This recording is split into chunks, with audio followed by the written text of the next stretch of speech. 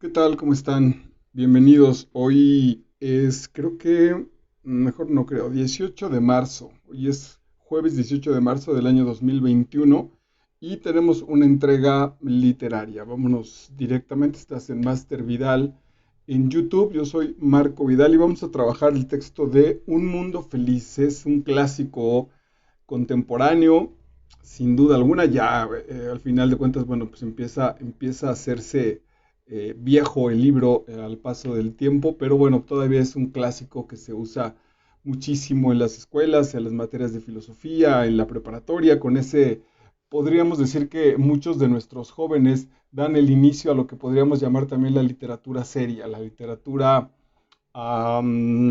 que tiene ya contenidos de carácter filosófico, social, en este caso incluso futurista, del maestro Aldous Huxley. Aldous Huxley nació el 26 de julio de 1894 en el Reino Unido y muere el 22 de noviembre de 1963 en Los Ángeles, California, en los Estados Unidos, donde relativamente, bueno, en los Estados Unidos termina su vida, evidentemente, pero mucha de su carrera intelectual, filosófica, como literato, escribió ensayos, poesía, etcétera, pues como hombre de letras, se desarrolla al final de cuentas en los Estados Unidos. Vámonos directo con este texto, es decir, podríamos empezar a tocar el asunto de qué es un clásico. Yo creo que un clásico se empieza a convertir, en el caso de la literatura, cuando un texto, al paso de las diferentes generaciones que lo vamos leyendo, tiene cosas que decirnos.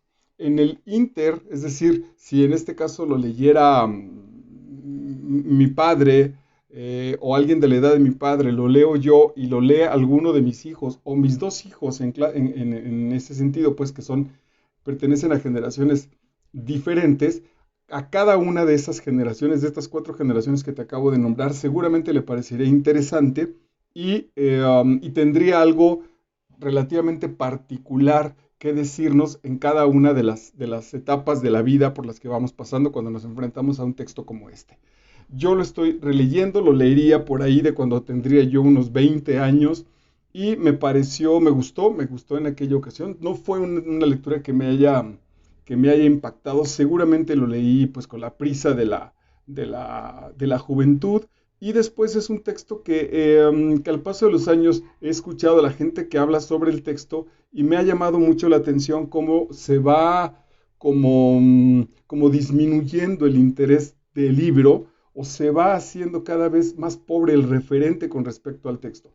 Si de pronto preguntamos sobre el mundo feliz, bueno, pues entonces la idea de que hay una sociedad en la cual todo el mundo es feliz gracias a la famosa droga, la droga del soma, que tiene la particularidad, dice el texto, hace los mismos efectos que el alcohol, pero no te deja resaca, no te deja crudo. Entonces está maravilloso porque te libera, te relaja, te suelta socialmente, estás muy bien con la gente, te anima, etcétera, y no tienes que pagar la consecuencia al otro día, que es la brutal cruda. Pero el texto, El Mundo Feliz, es muchísimo más profundo y muchísimo más amplio que solamente una sociedad futurista donde el punto es que hay una droga que te libera del estrés.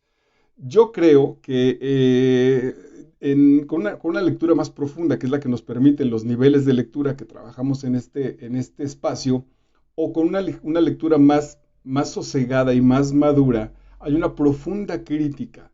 No me extraña entonces, quizá desde la aparición del texto, que la gente haya puesto como un texto futurista, como un texto de lo que está a punto de pasar o de lo que está por pasar al paso del tiempo, al paso de los años, y no se haya fijado porque es algo casi natural en la brutal y terrible crítica que hace del tiempo en el que fue escrito el libro y el tiempo en el que vivimos nosotros. Es decir, nosotros en muchos de los sentidos ya vivimos como la sociedad esta del futuro del mundo feliz. Ya pretendemos, ya hacemos muchas cosas que suceden en el mundo futurista que Huxley nos está planteando.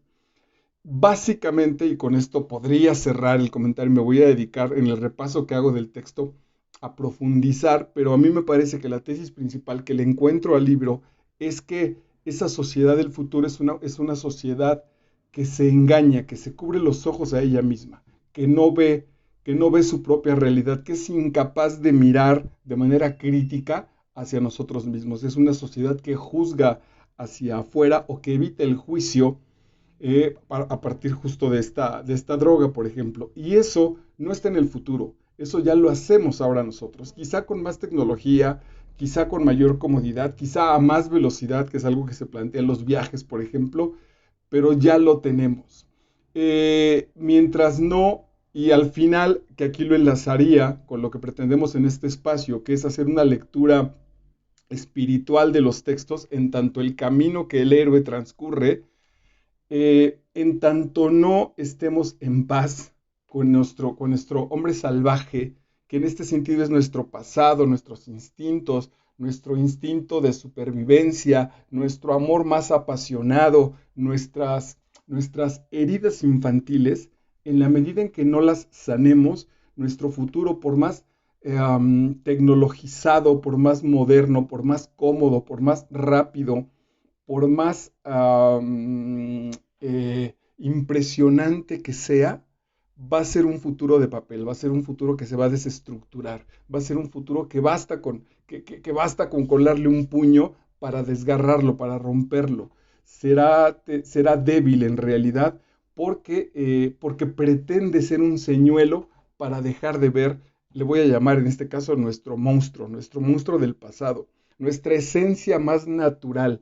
El viaje es casi absurdo, es ridículo, porque justo estamos escapando de lo que más somos nosotros, de nuestra verdadera humanidad, de nuestro verdadero sentido de seres humanos. De eso es de lo que estamos escapando. Hay una lucha enajenada, una lucha enloquecida por dejar de ser lo que soy. Como si yo en este momento dijera, estoy aferrado a dejar de ser Marco. Evidentemente Marco es lo que me representa, es mi nombre, pero como si la gran lucha fuera porque pretendo alcanzar ser lo que en realidad ya soy, lo que en realidad siempre he sido, y que ahí está mi riqueza, ahí está lo sagrado, quizá está lo más profundo de mí, y me elaboro un camino para escaparme de eso. Evidentemente este camino está lleno de fracasos, de neurosis, como el final de nuestra historia, pues de suicidios, matando nuestra propia esencia, burlándonos de ella,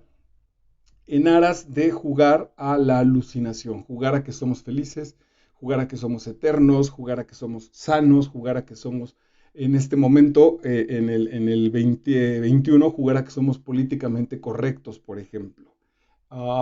Si no sanamos entonces nuestras heridas, nos vamos a joder. Esta es la tesis que te planteo en este mundo feliz de Aldous Huxley. Abre el capítulo 1 diciendo: un edificio gris, achaparrado de solo 34 plantas, encima de la entrada principal, las palabras Centro de Incubación y Condicionamiento de la Central de Londres, y en un escudo la divisa del Estado Mundial: comunidad, identidad, estabilidad, como los valores sociales que nos van a alejar de los problemas. Aquí hay un asunto filosófico bien interesante. Si dejas de luchar por tu individualidad, si dejas de preguntarte quién eres tú en tu ser, en tu esencia, y te igualas con todos los demás, se te acabarán relativamente los problemas. Evidente también el costo que vas a pagar será justo el de la libertad de imaginar, el de la libertad de pensamiento, el de la libertad de dialogar de manera sana y honesta contigo mismo, y por lo tanto tomar decisiones también cargadas de libertad y de responsabilidad. En la medida que te vuelvas comunidad, identidad hacia afuera y estabilidad, es decir, fuera las crisis, te vas haciendo entonces este ser sometido a esta droga. ¿Cuál es la tesis del mundo feliz? Repetir hasta el cansancio las frases. Hay un condicionamiento educacional a base de una repetición literalmente aritmética. Es decir, la gente reflexiona y dice, ok, claro que el mundo es fantástico, porque a mis 40 años me lo han dicho 4.357.825 veces. En la medida que escuches eso y que lo vayas repitiendo, en esa medida te irás creyendo que la realidad es así o será así. Puede haber desde hace muchos años entonces no creo que Huxley lo haya determinado así, pero ya hay una maravillosa crítica a toda esta tendencia de modificar la realidad a partir de lo que establecemos como el lenguaje. Yo mismo que estudié esta especialidad del coaching, no es eso, y la gente cree que es eso. La gente cree que a partir de repetirse frases, el mundo se va a modificar. No, las frases, lo que se dice, lo que decimos del mundo, va en una relación con respecto a lo que pienso y siento. Hay una coherencia entre lo que veo, lo que siento, lo que pienso y lo que digo. Muchas veces, pero para eso hay que tener conciencia de esto, lo que lanzo primero entonces es mi compromiso verbal. Lanzo mi compromiso verbal porque ya sé que lanzando mi compromiso verbal, mi compromiso intelectual y mi compromiso emotivo van acompañados porque ya soy un hombre de una sola pieza. Pero si solo abro la boca, digo frases y no hago un trabajo intelectual y no hago un trabajo emocional, en realidad no estoy haciendo nada. Es como estar diciendo, mañana voy a correr, todos los días repito, mañana voy a correr y en realidad no hago ese ejercicio, mi cuerpo se deteriora y digo, ¿qué está pasando? Pues si todos los días estoy diciendo que mañana voy a correr, evidentemente no basta con eso, hay que tener coherencia con ese asunto. Bueno, en nuestra sociedad se está perdiendo la coherencia o se ha perdido la coherencia y solo basta con estar repitiendo las cosas en este mundo fácil, en este mundo enajenado. El método Bokanovsky es uno de los mayores instrumentos de la estabilidad social. Hombres y mujeres estandarizados en grupos uniformes. Todo el personal de una fábrica podría ser el producto de un solo óvulo bokanovskificado. Eh, a partir del asunto biológico, del asunto genético, establecer cómo los hombres, hacer hombres de una sola línea, hacer obreros. Atención con esto, porque aquí ya está la crítica para el tiempo de Huxley y para el nuestro.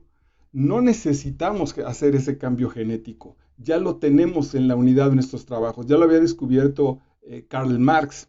Nuestros trabajos están siendo tan mecanizados y tan similares que nos vamos pareciendo a la gente que hace esos trabajos. Ya no necesito tener el mismo color que el obrero que está frente de mí, sino que todo el tiempo, como la película de Chaplin, si todo el tiempo mi trabajo consiste en solamente hacer estos dos movimientos y cada vez estos dos movimientos están más enajenados del producto que fabrico, estos movimientos les da lo mismo hacer tenis que hacer balas, que hacer cristales, que ya no tengo nada que ver con el producto que estoy fabricando del cual participo, dice Marx, ese proceso es la enajenación. Y si de este movimiento durante 8 o 10 horas al día depende el sustento económico y por lo tanto el sustento social, cultural, espiritual de mí y de mi familia, estoy reducido a esto. Estoy reducido a un ser humano que establece esta situación. Claro, diría Marx, a los capitalistas, a los grandes capitalistas les va a convenir que yo después de esto solo tenga tiempo para la televisión o para mayores necesidades, o que mañana venga a trabajar porque si no pasado mañana mi familia no come, no va a la escuela, no se reproduce, etcétera, etcétera. En ese sentido ya estamos esclavizados, ya estamos alineados. Huxley lo planteaba como una cuestión genética, pero en realidad un lector inteligente sabe que ese proceso ya está sucediendo y que no vino de la genética y no vino de una determinación biológica, vino de una determinación socioeconómica. Ok, adelante dice, y intervino el director sentenciosamente, están haciendo una visita en este hospital donde aparece la genética, donde aparece el nacimiento de los seres que pueblan este mundo feliz. Un mundo feliz que, por cierto, atención ahí, porque ahí de pronto cedí un poquito y me puse a pensarle. Esta fábrica de seres humanos lo que ha evitado es ellos lo leen, está la espantosa paternidad y la espantosa maternidad. Sobre todo el asunto de la maternidad. Ya la gente no tiene mamá. La gente está fabricada, concebida de manera química en un laboratorio o en esta fábrica y desde ahí ya está destinado las tres clases sociales que puede haber. Los más jodidos, el asunto intermedio que da servicios y los que están destinados para el gozo de la vida y para responsabilidades mayores a nivel social. Y ya nos toca de alguna manera ese mismo proceso conforme vamos llegando al mundo. Bueno, hay un viaje como a esta como a esta fábrica. En uno de estos reflexiones yo me ponía a pensar, es fuerte, lo voy a decir fuerte y esto puede doler, pues porque está mi mamá viva, pero bueno, tengo un padre, yo mismo soy un padre, que mis hijos todavía también tienen a su mamá.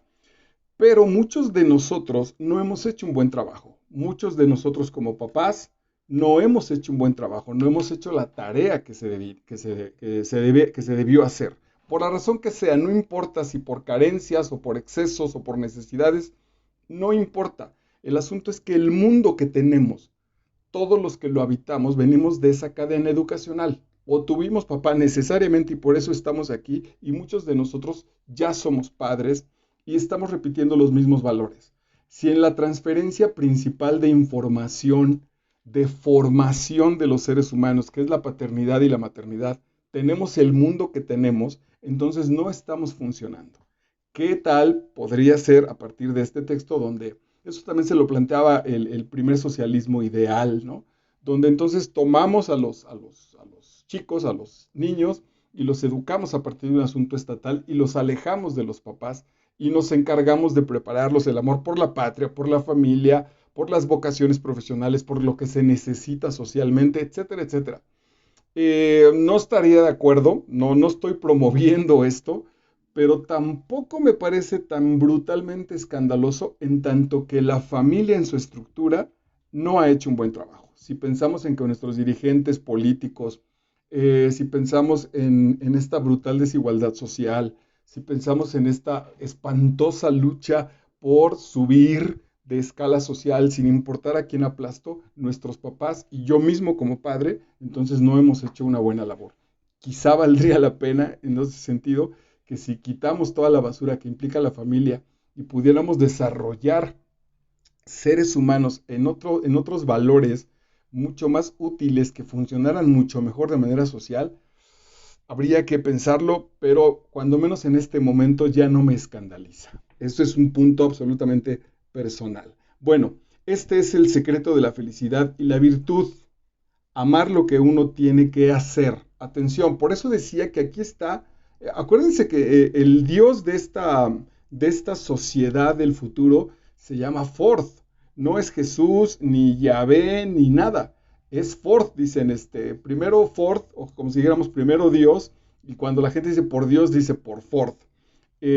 Ford, el inventor del automóvil, pues de esta máquina, a partir de ahí, digamos, se genera como el origen. Todo para esa sociedad antes de Ford era la barbarie y a partir de Ford es el nacimiento de esta sociedad de las máquinas. Pero atención con lo que dicen. La felicidad y la virtud consisten en amar lo que uno tiene que hacer. De hecho, sí, nos han convencido de que el valor más importante es el trabajo. Y entonces yo soy y tengo una importancia social de acuerdo al trabajo que elaboro. Ahora, no nada más directamente al trabajo, sino a lo que obtengo de ese trabajo. En las conversaciones con Dios, de manera maravillosa, dice, una tipa así muy guapa, sin duda con un cuerpo hermoso, que solo se quite la ropa, gana más que un profesor que se pone a educar durante 45 años a generaciones de sus ciudadanos. Es injusto, brutalmente injusto, porque entonces alguien encargado de formar seres humanos, ¿cómo es que gana menos que una tipa que se quita la ropa y que hace pósters y que hace películas y que sale encuerada? ¿Cómo esa tipa puede ganar mucho más? ¿Cómo un científico que ha dedicado una muy buena parte de su vida a estudiar, con muchos sacrificios, lo que sea, que puede descubrir la vacuna contra el COVID, por ejemplo, puede ganar muchísimo menos en su vida que los dos futbolistas más famosos de nuestro tiempo? ¿Por qué los futbolistas ganan más que los maestros, por ejemplo? ¿No? ¿Por qué los futbolistas ganan más que los científicos? Que muchos políticos? En general, digo, también estoy poniéndolo como en general, pero así de cabeza está nuestro mundo. Entonces, y eso tiene que ver con un origen donde la gente nos empezaron a convencer de que lo más importante de nuestra existencia era lo que estábamos haciendo. Todo condicionamiento tiende a esto, a lograr que la gente ame su inevitable destino social. Es decir, mucha de la frustración con la cual vivimos es porque no logramos ascender en esta cadena social. Si en este mundo feliz a la gente que fue desarrollando le dijeron no hay ascenso, No hay manera de subir a ningún lado, ni lo intentes, ni lo busques, y concrétate en amar lo que eres, en amar lo que tienes a la mitad de tu potencial. Eso están planteando como el mundo feliz. Si por ahí te entra una crisis, si por ahí dices, no, güey, creo que valgo más de lo que aparentemente me dicen, creo que valgo más de lo que muestro, entonces, bueno, pues venga, te metes tus dosis de soma y te aquietas. ¿Por qué? Porque dependiendo de la estructura social de donde estés, de ahí depende que entonces basta con comer y dormir, comer y tener sexo, comer, tener sexo y dormir, y entonces no hay más. Si tengo eso como base, entonces ya mi vida la voy a considerar feliz. Ok, adelante, dice, velamos para que todos los deportes al aire libre entrañen el uso de aparatos complicados. Esto también fue una crítica enorme.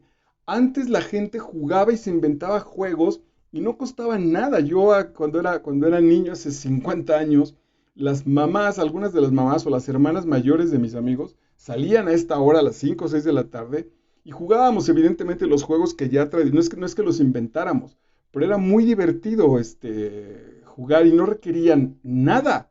Localizar una lata para patearla, esconderse en algún lugar de la calle, tal vez una pelota de esponja, una cuerda, y con esa misma cuerda un gis para pintar carreteritas o aviones. Era mucho más socializado el elemento. Claro que esos niños y los papás de esos niños no gastaban en juguetes, no gastaban ni en guarderías, ni en adaptar juguetes, ni en nada. No ganaba nadie, no había una ganancia económica en ese proceso. Y aquí hay una crítica maravillosa. Entonces, cuando empezamos a poner juegos complicados, cuando empezamos a poner los juegos, un juego para un niño, para que un niño se divierta, entonces ahora necesita una consola electrónica y una televisión, o necesita un celular y necesita ciertas instrucciones, eso ya tiene una ganancia. Eso ya requiere un desenvolvimiento, un gasto económico. Eso genera trabajo y por lo tanto genera una ganancia económica. Fue brutal, Hughley ahí fue genial no en descubrirlo, sino en apuntarlo de esa manera tan precisa. Ya estamos en ese mundo enajenado donde nuestros hijos, incluso pensaba ahorita que al jugar a la carreterita, por ejemplo, bueno, sí ahorrábamos para los carritos de metal, pero íbamos por los gises acá a los terrenos baldíos, íbamos a conseguir los bloques de yeso y con esos pintábamos la carretera. Es decir, ni siquiera invertíamos como en un gis, por ejemplo, ¿no? Y no se diga las pelotas, pues en realidad eh, gastábamos muchísimas, pero bueno, entre un equipo de 10 chamacos te comprabas una pelota poniendo la mitad de tu domingo. Ahora no, ahora es imposible esa situación. Ahora tienes que ahorrar, trabajar para que tu hijo tenga este juego electrónico en su casa, para generar un juego de mesa a partir de que la familia se una. Pero un juego de mesa, por ejemplo, implica un gasto económico, implica un espacio. Posiblemente en ese juego de mesa estés comiendo papitas, tomando refresco, termines por cenar algo, escuchando música, y entonces ya te generaron todo un espacio para que tu diversión tengas que invertir, para que el momento de divertirte también tengas que gastar. Ese mundo estuvo diseñado así y eso ya lo estamos viviendo nosotros desde hace algún tiempo.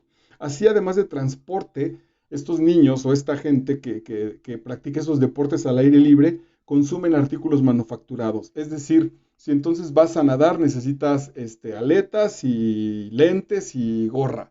Y ya no se diga si vas a esquiar, ¿no? Necesitas los esquíes y todo el asunto de protección para el frío y para el asunto de la nieve y los bastones. Y si necesitas jugar fútbol americano, bueno, pues todo el equipamiento, etcétera, etcétera. Entonces, ya divertirnos se convierte de nuevo en una inversión. Dice, además así de transporte, consumen artículos manufacturados, de ahí estas descargas eléctricas. Es decir, juega con el concepto de Pavlov, de que entonces también, y si no lo tienes, entonces te consideras que estás en el grupo social más bajo.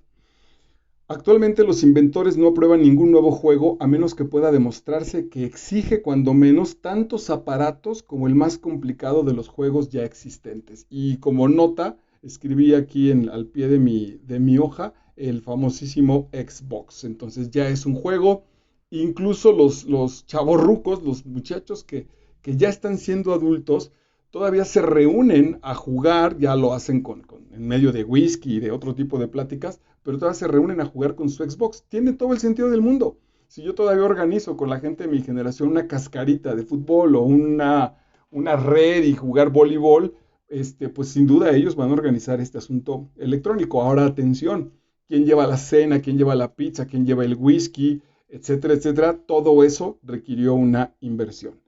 La necesidad tiene una sola salida, amor mío, hijo mío. No es extraño que aquellos pobres premodernos estuviesen locos y fuesen desdichados y miserables, la gente que nacimos antes de Ford. Su mundo no les permitía tomar las cosas con calma, no les permitía ser juiciosos, virtuosos, felices, con madres y amantes, con prohibiciones por las cuales no habían sido condicionados, para las cuales no habían sido condicionados, con las tentaciones y los remordimientos solitarios, con todas las enfermedades y el dolor eterno. No es de extrañar que sintieran intensamente las cosas y sintiéndolas así, ahí hay una clave, que el punto está en sentir, y sintiéndolas así, y peor aún en soledad, en un aislamiento individual sin esperanzas. ¿Cómo podrían ser estables? Claro, la característica de nuestra generación o de este mundo del que habla Huxley es la inestabilidad emocional. Ahora, ¿la enfrentamos?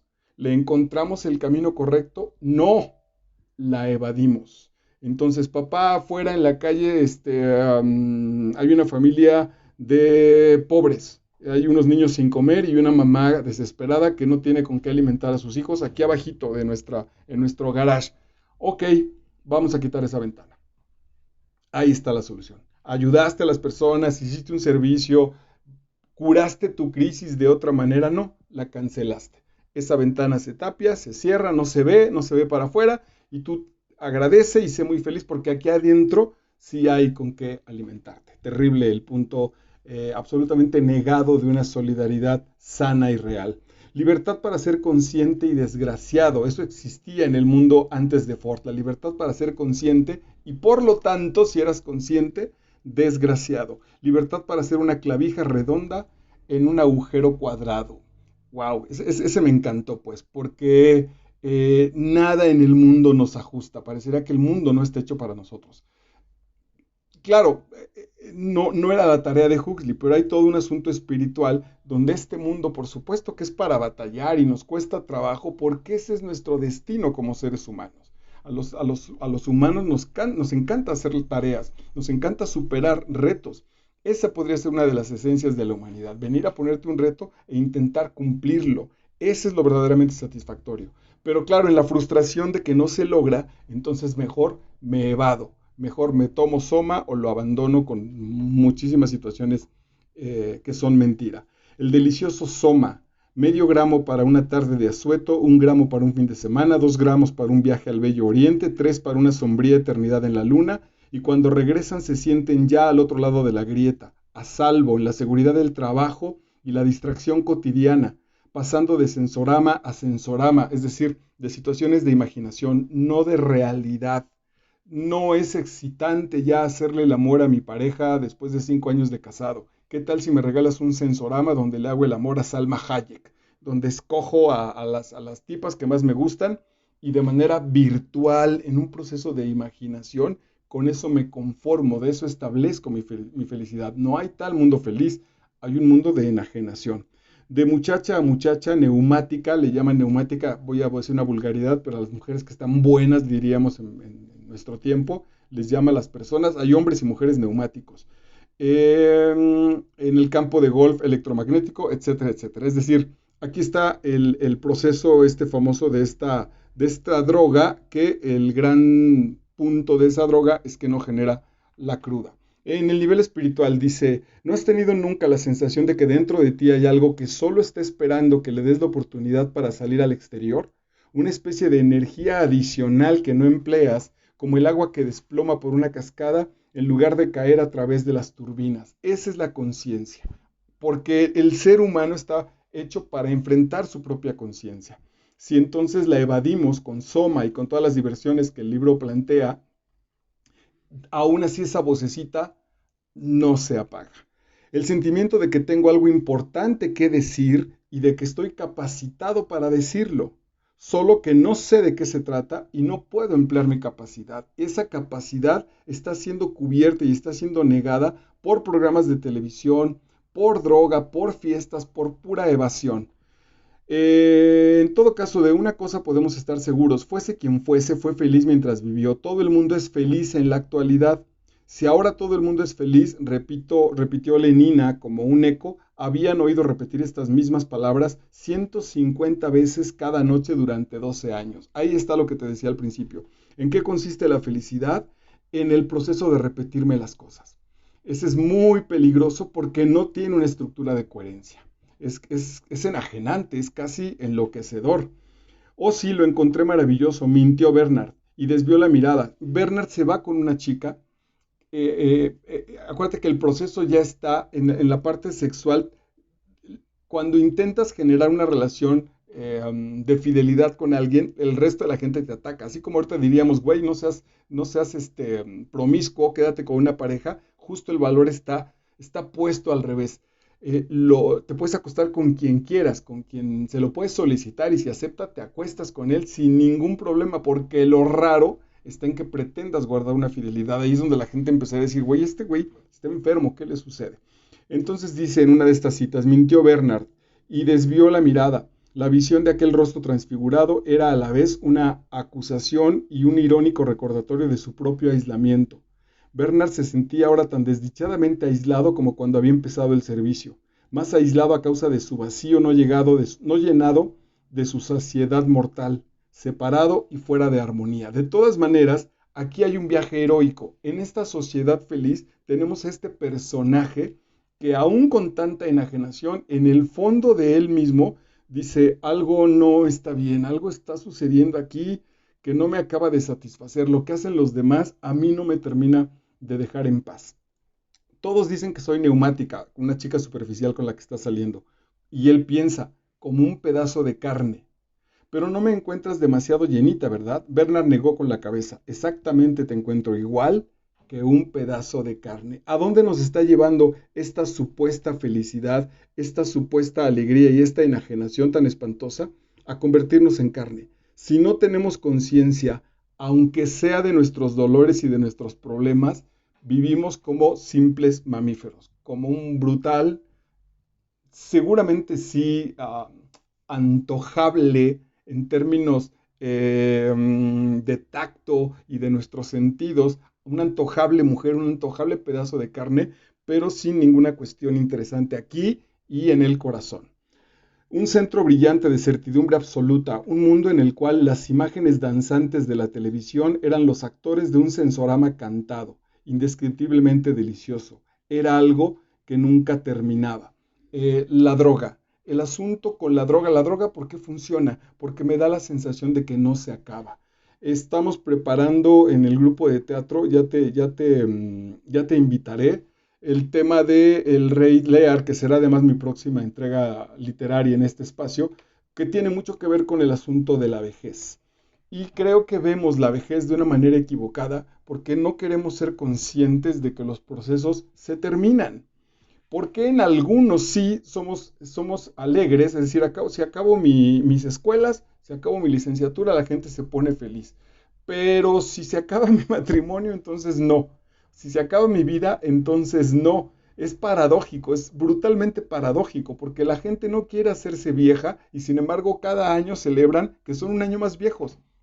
A mí todavía me cuesta, me enloquece, pues digo, no puede ser que te estés quejando por estar viejo y sin embargo cada año celebras que eres más viejo. Es idiota el asunto. Bueno, pues sí, sí es idiota.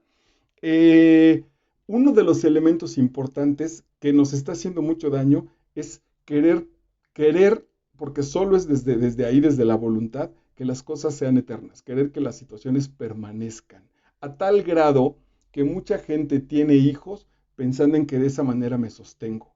Si yo desaparezco y entonces se quedan mis hijos, no sé en dónde demonios está la sensación de que yo sigo. No, güey, ya me largué. Se queda un nombre, se queda una nominación y tampoco se queda en su proceso, porque también cuando acabe su propio proceso, también se va a ir de aquí. Entonces yo creo a nivel personal que nos haría mucha falta ir apreciando el valor de las cosas que se van desgastando. Sería hermoso que nuestras propias cosas, ir viendo cómo las cosas van envejeciendo, cómo un libro se desgasta, cómo se termina la tinta de una pluma, cómo se hace vieja mi lámpara y mi recámara y mis tenis, y generar ese proceso de agradecimiento, de servicio, para que también poco a poco nos vaya afectando a nosotros. También reconocer que el tiempo que hemos pasado en esta vida, mal que bien, ahí nos hemos mantenido y quizá todavía sanos, felices, contentos, alegres y tener un proceso muy respetuoso con los procesos, una actitud, perdóname, una actitud muy respetuosa con los procesos que van terminando, porque estamos llenos de miedo y llenos de terror y aferrados a estas brutales necedades. Y entonces el asunto es, mientras tenga la impresión de que no se acaba, como la droga, como la adicción, entonces me va a alejar del miedo de que las cosas se terminen, aunque incluso muchos de esos miedos sean para bien. Ok, adelante dice, el éxito se le subió a Bernard a la cabeza y lo reconcilió completamente como si hubiese conseguido cualquier otra droga. Aquí hay una crítica maravillosa. Bernard es este personaje que se sale, que empieza a criticar el asunto social y que se genera una especie de aventura, bueno, no una especie, se genera una aventura para ir a visitar al mundo antiguo. Hay un espacio en este mundo feliz donde todavía hay gente que el primer elemento de salvajismo de esta gente es que todavía tiene hijos por vía en el parto. Todavía hay mamás y padres que tienen parto y entonces les parece a las niñas súper escandaloso. Bueno, estos mundos conviven de manera turística. Los del mundo desarrollado pueden visitar sin que les pase nada este mundo del pasado. Bueno, pues Bernard viene a este mundo del pasado, contacta con un par de personajes a los que va a hacer, por medio de algunas situaciones burocráticas, los va a llevar a este mundo del futuro. Están conviviendo los dos en el mismo tiempo, pero claro, el atraso y el adelanto tecnológico de estos espacios van a hacer ese viaje.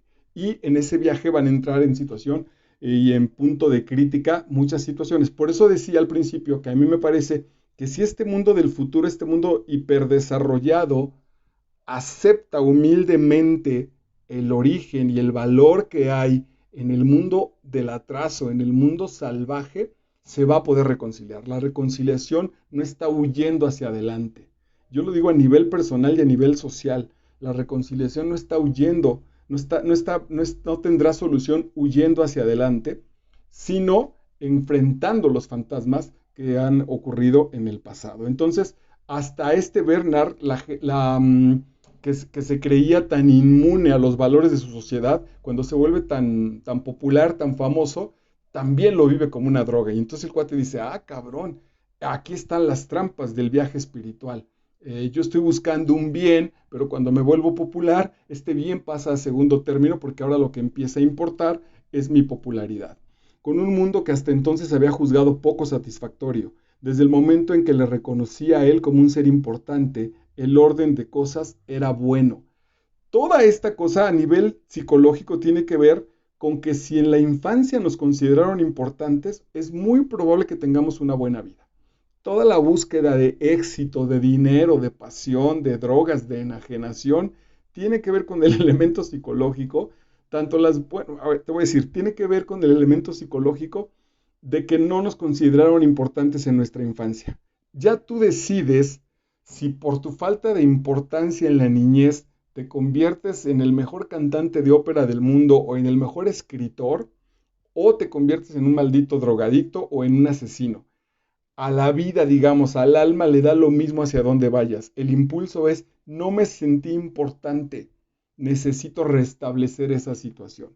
El hecho de ejercitar la crítica aumentaba la sensación de su propia importancia, lo hacía sentirse más grande. Esto a nivel personal, por eso incluso puse ahí en las copias el nivel 4, el nivel psicológico, significa cuántas de las cosas que estás haciendo en tu vida no las haces por amor, no las haces por una entrega sana, sino las haces por sentirte más importante. ¿A qué cosa le estoy llamando según yo servicio cuando en realidad lo estoy buscando para sentirme más importante? Estas cápsulas de verdad las hago por entrega, por lo que sé, por compartir y las subo a YouTube y ya las entrego y se acabó, o estoy preocupado por juntar los seguidores para que un día YouTube me empiece a dar dinero. cuál de las dos es la que en realidad te mueve. Ok, el salvaje, siguió leyendo, el salvaje ya es este contacto que ya te enteraste o que ya supiste en la novela. La propiedad se asustó al ver que ya no era él mismo. Dos nombres para una misma naturaleza sin poder llamarse ni dos ni una. La razón se confundió a sí misma al unirse la división. Eh, ¿Por qué subrayé este espacio? Porque ahí está la reflexión de la división que ha causado nuestro asunto. Mientras más querramos alejarnos del pasado, intentando enajenarnos en el futuro, las cosas no se van a solucionar. Cuando grabé la serie esta de Rosario Tijeras, un día fuimos a una casa verdaderamente maravillosa. Una sala impresionante que tenía un vitral, un cristal, un vidrio que se podía levantar, que daba al lago de Tequesquitengo. Entonces, si tenías un poco de calor y querías sentir la brisa del lago, levantabas esa madre desde la comodidad de tu casa, es decir, yo con los pies, sentado en una sala maravillosa, con una taza de café delicioso, y enfrente de mí a 15 pasos, a 15 metros, estaba el lago pegando sus olas en mi casa, en el jardín de mi casa, literalmente. Y si tenía frío o lo que sea, pues entonces bajaba ese vitral, la vista de todas maneras quedaba maravillosa en una sala en la que cabe 5 veces mi casa, cabía 5 veces solo en esa sala, y faltan las recámaras y etcétera, etcétera. Bueno, ¿por qué digo todo este asunto? Porque cuando conocí a los dueños de esa casa, lo que encontré fue una insatisfacción tremenda. La poca charla que tuve con la gente que habitaba esa casa, que eran los dueños de esa casa, era que querían otra más grande, otra en otro mejor lugar, pero no para gozarla, la querían para tenerla. Es decir, ya tienes esa distinción, ya tienes ese espacio maravilloso y eres incapaz de darte una pausa para gozarlo. Quieres más. Todo ese huir hacia el futuro, hacia la riqueza, hacia la siguiente casa, es un escape de su triste niñez, de su condición incluso en el presente, de soy tan infeliz en el presente que lo proyecto hacia el futuro, lo enajeno y lo lanzo hacia adelante. Terrible, terrible, porque jamás vamos a alcanzar entonces la felicidad. Esa es la gran zanahoria del asno que va atrás de ella. Necesitamos otra clase de locura y de violencia, pero ¿cuál? ¿Cuál? ¿Dónde encontrarla? Permaneció silencioso por un momento para luego mover nuevamente la cabeza. No lo sé, dijo al fin, no lo sé. Aquí me parece un acto muy hermoso de parte de Huxley que incluso pues lo estamos siguiendo en la novela y de pronto como si retáramos al autor a decirnos, ok, dame la respuesta. Y él te dice, la respuesta no la sé. La respuesta, queridísimo lector, la tienes tú. Así que por eso me parece también un gran libro, porque no hay ni siquiera un consejo, una guía. Es un espejo maravilloso de la soledad que estoy viviendo. Oye, no quiero vivir esta soledad, ¿qué hago? Hermano, esa respuesta solo la tienes en tu interior. El salvaje se encontró en medio de ellos, pero su mente estaba ausente, se hallaba con la muerte, con su dolor, con su remordimiento. Maquinalmente, sin tener conciencia de lo que hacía, empezó a abrirse paso a codazos entre la muchedumbre. Por otro lado, de manera claro, psicológica, pero también de manera muy útil, nuestros dolores, al final de cuentas esto lo hablan los coaches más serios en realidad, nuestros dolores son un gran motivo para salir adelante. Hace poquito regresé a dar clases y me escribió un chico, lo felicité de verdad porque no tiene conexión, entonces de pronto junta su poco dinero y se va al internet a hacer sus tareas. Y claro, está súper concentrado porque tiene 1 hora o 2 horas juntó 30 pesos o 20 pesos para hacer sus tareas. Y sin embargo hizo una tarea bien hecha, revisó las cosas que tenía que revisar y me dijo, profe, pues discúlpeme que no entregue lo mejor, sé que puedo hacer un trabajo excelente, pero el mes pasado se murió mi papá y la situación en casa está brutal, pues, o sea, son las 11 de la noche y estoy en la computadora de un amigo, etcétera, etcétera.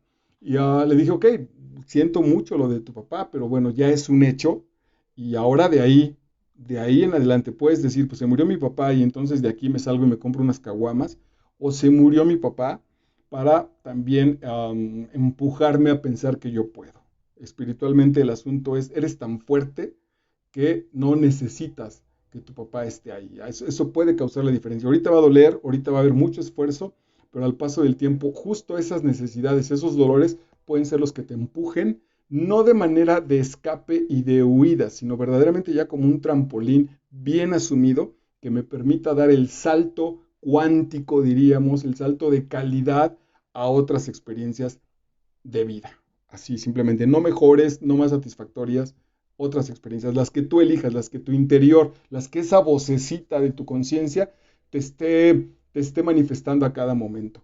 La belleza ejerce una atracción y nosotros no queremos que la gente se sienta atraída por cosas antiguas. Queremos que les gusten las nuevas. Yo en la mañana, hoy mismo, les decía a mis alumnos en la clase que hoy cambié un poco de rubro, estoy dando clases de arte y les decía que el arte no es conveniente socialmente. Al final de cuentas se alcanza a colar y lo tenemos hasta como materia en la escuela, pero el nivel que nos piden es un nivel básico, es un nivel medio de distinción, medio de ir a la obra artística y después de ahí salir a cenar para que no digan que soy un pinche ignorante. No, el arte es muy otra cosa, el arte sacude la existencia, el arte cuestiona, el arte te hace ver la vida desde otras perspectivas. Aquí ustedes están generando o están asistiendo a la invitación de parte mía de los procesos con los que me enfrento con el libro, pero hay muchos de estos libros que me he detenido a escribir y que me han generado lágrimas y dolores profundos cuando hago espejo con el texto y entonces digo, carajo, ahí estoy yo y me está doliendo y no lo estoy resolviendo y verdaderamente la tripa se sacude. Eso debe generar la situación artística y para eso se requiere de nuestra actitud también abierta y perfectamente vulnerable para recibirlo. Actualmente el mundo es estable, el mundo del mundo feliz y también el de nosotros. La gente es feliz, tiene lo que desea y nunca desea lo que no puede obtener. Fíjense que esta misma frase en términos filosóficos pudiera ser muy válida, es casi budista, pero siempre y cuando nuestra conciencia haya dado el sí, siempre y cuando sea desde la libertad. Mientras sea de una situación impuesta, no hay alegría, entonces es una situación enajenada.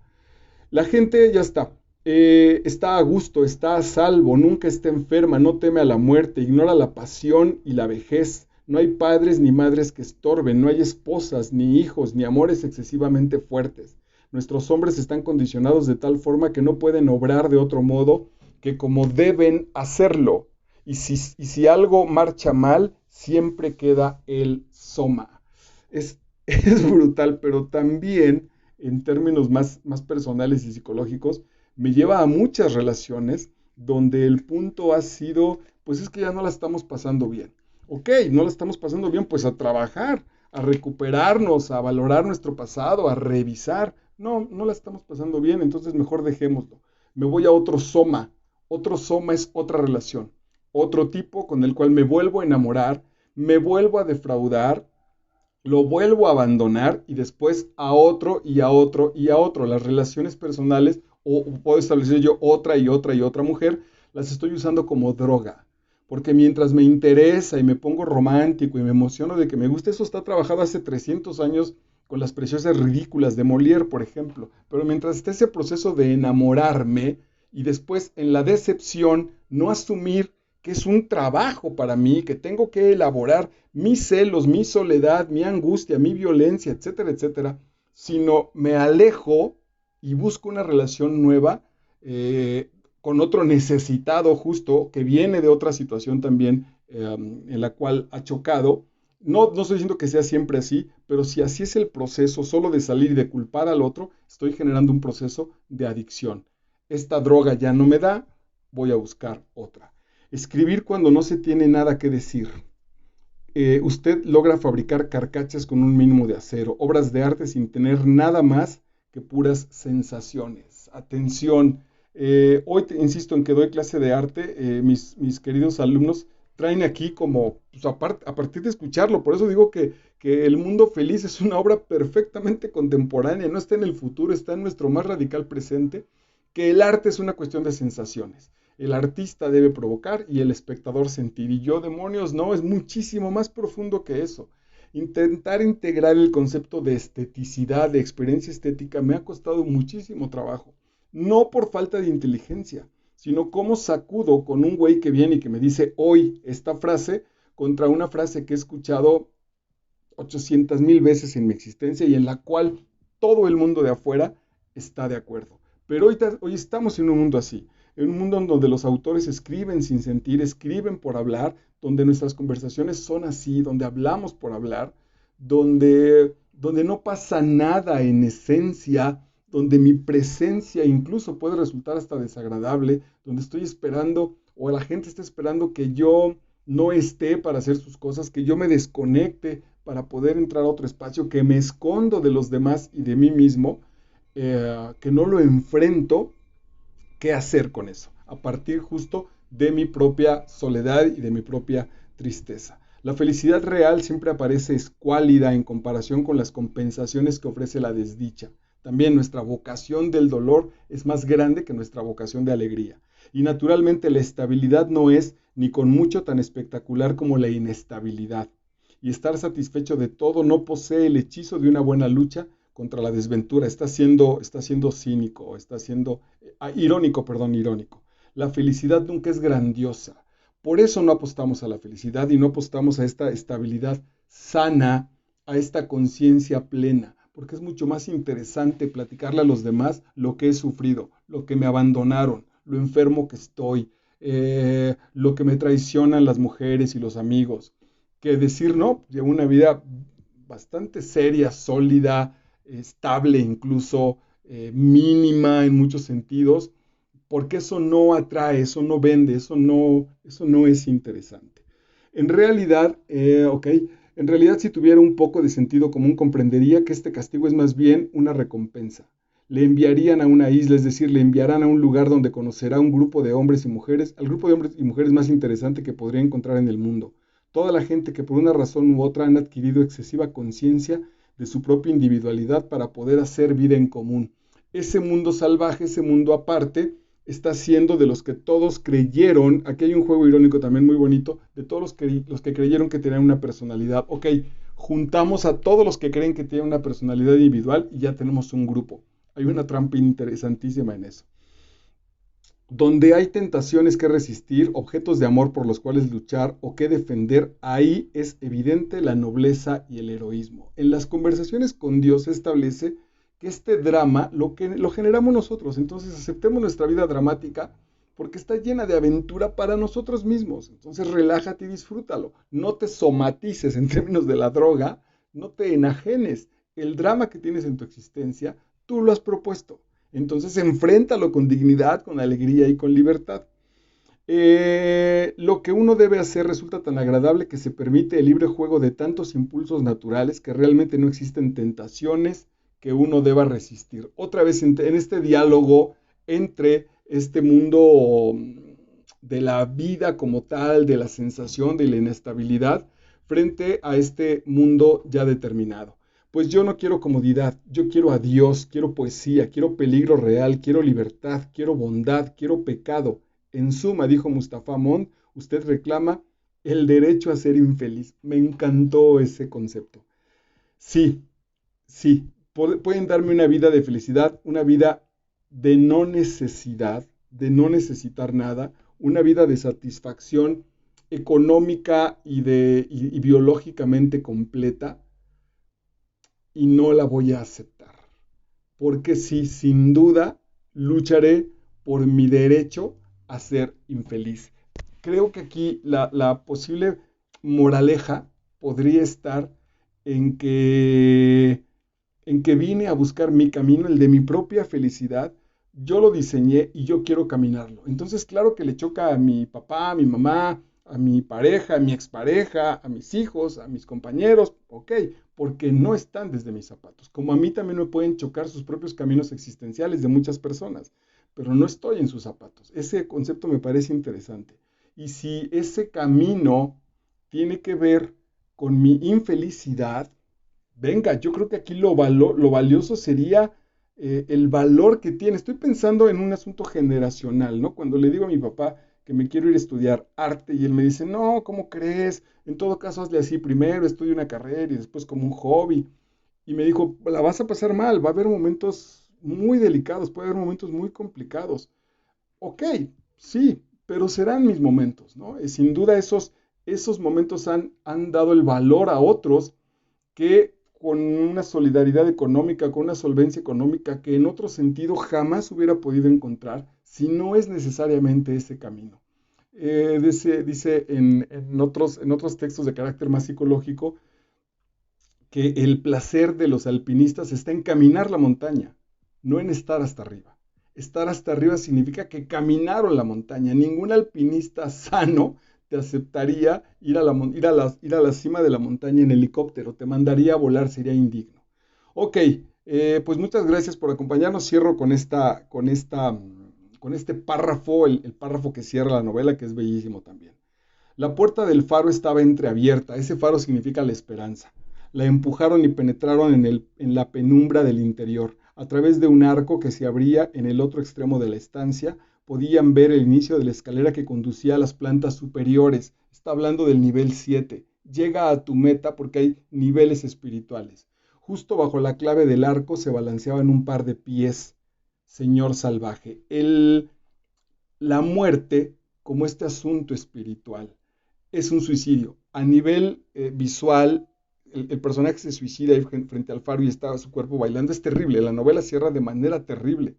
Pero hay que tener el valor de asumir, no sé si con el suicidio, yo incluso no estaré de acuerdo, pero hay que tener el valor de asumir que una de las instancias que me va a llevar a superar este nivel es la muerte. Entonces podría empezar a establecer una sana vocación con respecto a la muerte, un acercarme de manera más íntegra, feliz, tranquila, satisfactoria al momento de mi muerte. De todas maneras va a llegar. Entonces, ¿por qué no me encuentra dándole la bienvenida? ¿Por qué me encuentra intentando de manera absolutamente ridícula, me encuentra la muerte huyendo de lo que es inevitable?